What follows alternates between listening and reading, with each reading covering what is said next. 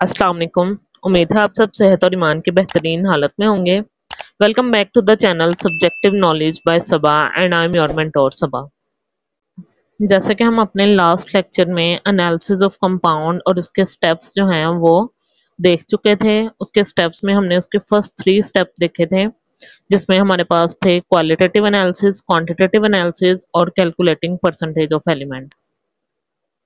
हमने बात की थी कि ये हम फर्स्ट 3 स्टेप अपने कंप्लीट जब कर लेंगे, यानी क्वालिटेटिव एनालिसिस, क्वांटिटेटिव एनालिसिस और परसेंटेज जब एलिमेंट्स की हमारे पास आ जाएगी किसी भी गिवन कंपाउंड के लिए, तो इसके बाद हमारे पास जो है वो नेक्स्ट स्टेप उसका एम्पिरिकल फार्मूला डिटरमिन करना होगा, जिसके बाद हम उसको इसके मॉलिक्यूलर फार्मूला तक पहुंचाने में जो है वो लास्ट स्टेप अपना करके इसके एनालिसिस को कंप्लीट कर देंगे।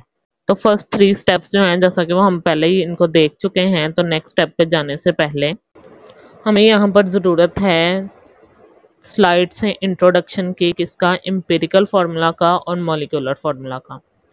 कि इन स्टेप को डिस्कस करने से पहले हमें यहाँ पे इंट्रोडक्शन की ज़रूरत है एम्पिरिकल और मॉलिक्यूलर फार्मूला दोनों के।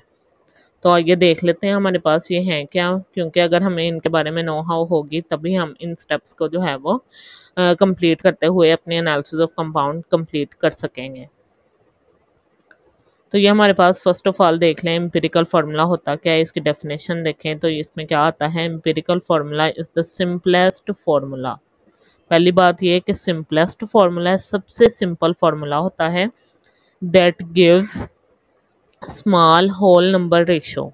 क्या देता है? स्मॉल होल नंबर रेशो देता है किसके दरमियान, between the atoms of different elements, elements के एटम के दरमियान प्रेजेंट इन अ कंपाउंड, जो किसी भी कंपाउंड के अंदर मौजूद हैं। किसी भी कंपाउंड के अंदर मौजूद उसके एलिमेंट्स के एटम के दरमियान जो सिंपलेस्ट होल नंबर रेशो है वो हमारे पास उसका एम्पिरिकल फार्मूला कहलाता है। अब जैसे अगर हम बात करें in an empirical formula of compound AX BY, अगर हमारे पास किसी कंपाउंड का फार्मूला है, देयर आर X एटम हमारे पास होंगे of element A and Y atom of element B। तो X जो है वो शो कर रहा है number of atoms of A element और Y शो कर रहा है number of atoms of B element. इसे हम कुछ एग्जाम्पल के थ्रू देख लेते हैं ताकि आपको इससे समझना आसान हो जाए।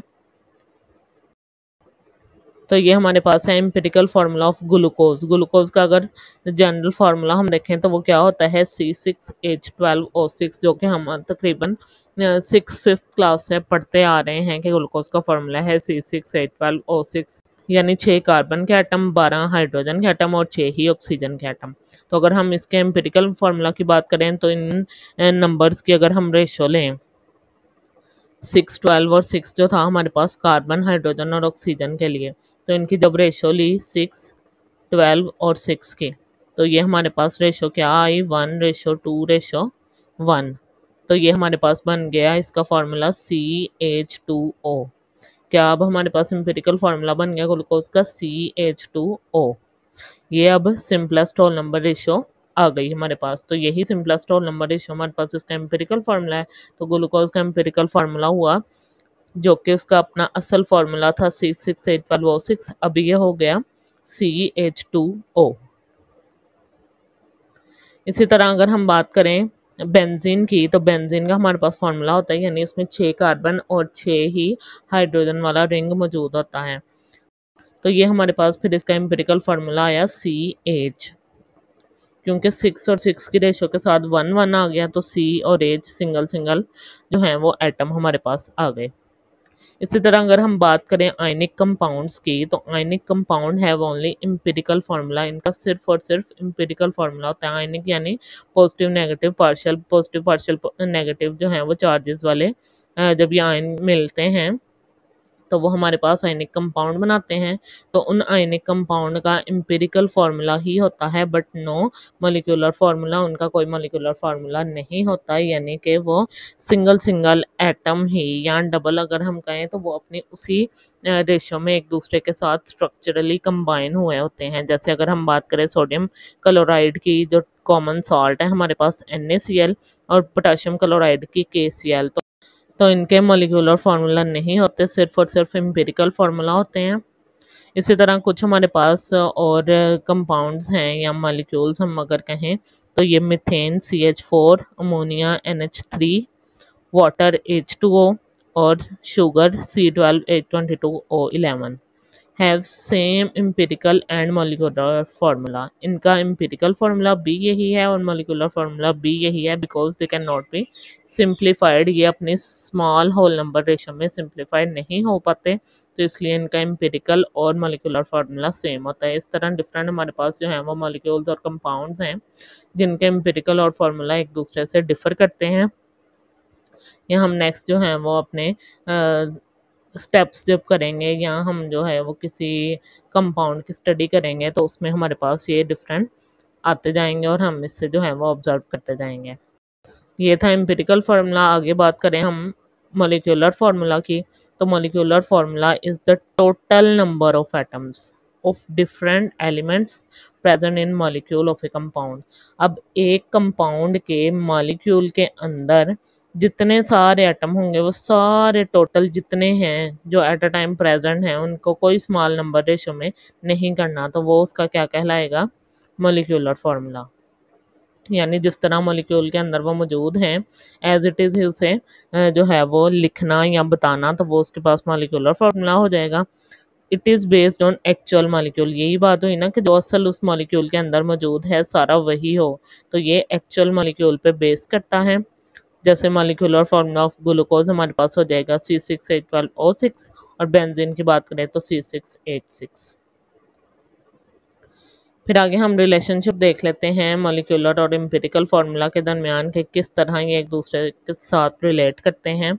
तो ये हमारे पास है जी, molecular formula are the simple multiple of empirical formulas. इनका अगर रिलेशन हम बताना चाहें तो सिंपल ये एक सेंटेंस में बताएंगे कि सिंपल मल्टीपल हैं एम्पिरिकल फार्मूला के। यानी जो एम्पिरिकल फार्मूला है उसको किसी भी हम जो है वो डिजिट से मल्टीप्लाई अगर करेंगे तो वो हमारे पास उस कंपाउंड के लिए उसका मॉलिक्यूलर फार्मूला आ जाएगा। मैथमेटिकली इसे लिखते हैं, ये रिलेशनशिप है इसका, molecular formula is equals to n into empirical formula. अब n यहाँ पे हमारे पास क्या है, इज द सिंपल इंटीजर। कोई भी नंबर है जिसे हम एम्पिरिकल फार्मूला से मल्टीप्लाई करेंगे तो हमारे पास मॉलिक्यूलर फार्मूला आ जाएगा। जैसे हमने पीछे बेंजीन के लिए देखा था, उसका एम्पिरिकल फार्मूला था CH। इसको अगर हम 6 से मल्टीप्लाई करें तो ये हमारे पास आ जाएगा C6H6। तो ये बेंजीन का मॉलिक्यूलर फार्मूला बन जाएगा। यही n जो है वो हमारे पास सिंपल इंटीजर है और यहाँ पे बेंजीन के लिए n है 6। फिर इसी तरह हमारे पास हैं जी मीथेन, अमोनिया, वाटर और ये हम बात करें टेबल शुगर जो है, have same empirical and molecular formula. क्योंकि इनके एम्पिरिकल मॉलिक्यूलर फार्मूला सेम होते हैं तो यहाँ पे n की अगर हम बात करें तो n इज़ यूनिटी यानी 1 है कि इसके एम्पिरिकल फार्मूला को 1 से मल्टीप्लाई कर दिया तो वो हमारे पास जो है वही उसका आंसर आएगा। तो वो वहाँ पे हम इसके लिए बात करते हैं कि एम्पिरिकल फार्मूला और सिंपल इंटीजर 1 है तो वो उसका मॉलिक्यूलर फार्मूला हो जाएगा। इस तरह इनके एम्पिरिकल और मॉलिक्यूलर फार्मूला सेम आ जाएंगे।